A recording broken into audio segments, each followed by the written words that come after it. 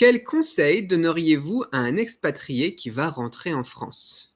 Ah, bonne question. Heu, c'est un petit peu la même chose que pour quelqu'un qui va s'expatrier au final. C'est que quand les gens ils vont rentrer en France, ils s'attendent à retrouver les sentiments qu'ils avaient avant, les expériences, la vision du monde qu'ils avaient avant. Et ils oublient souvent qu'eux aussi, ils ont changé. Et du coup, ça leur fait parfois un choc aussi quand ils rentrent en France et c'est pas ce qu'ils attendaient et quand ils revoient des amis, ils revoient de la famille et cetera, ils discutent avec eux, ils se rendent compte qu'au final maintenant, ils ont plus la même façon de penser non plus et je pense qu'il faut se préparer à ça surtout. S'il y avait quelque chose que je souhaiterais, eh bien, donner comme conseil à quelqu'un qui va rentrer en France et qui dit: «C'est bon, j'en ai marre de voyager, je suis fatigué» ou n'importe quoi, c'est que, ben, ça sera un voyage de plus. C'est beau ce que je dis là.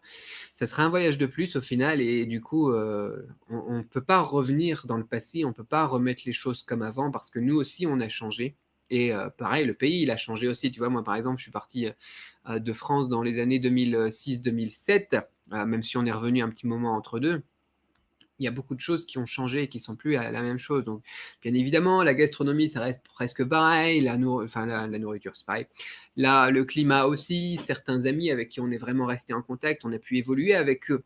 Mais pour le reste, beaucoup de choses changent au final. Et ça peut faire bizarre. Et il faut s'y préparer. Et après, bah voilà, sinon, après, bah voilà, tu retournes dans un système. Peut-être que c'est quelque chose que tu souhaites aussi. Je sais pas. Dites-moi dans les commentaires, vous, qu'est-ce que vous recommanderiez à quelqu'un qui veut revenir en France après s'être expatrié plusieurs années, par exemple. Il faut pas rentrer en France, disent les gens.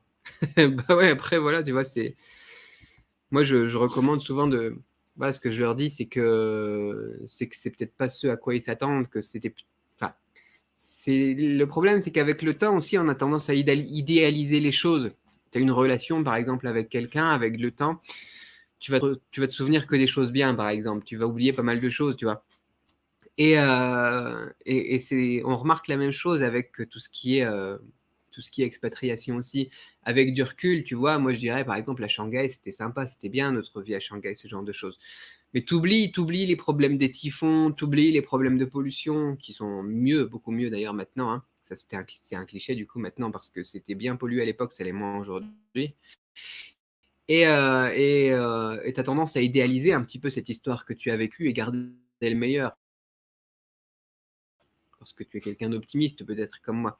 Et du coup, quand tu rentres, et du coup, quand tu rentres en France après, ça peut te remettre une autre claque et tu te dis au final, ouais, c'est bon, je repars, quoi, tu vois. Thibaut, salut! Salut Thibaut!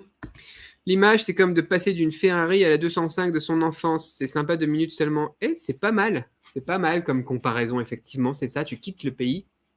T'avais ta 205, tu vois, tu venais d'avoir ton permis et tout, ça fait des bons souvenirs, c'était génial, etc.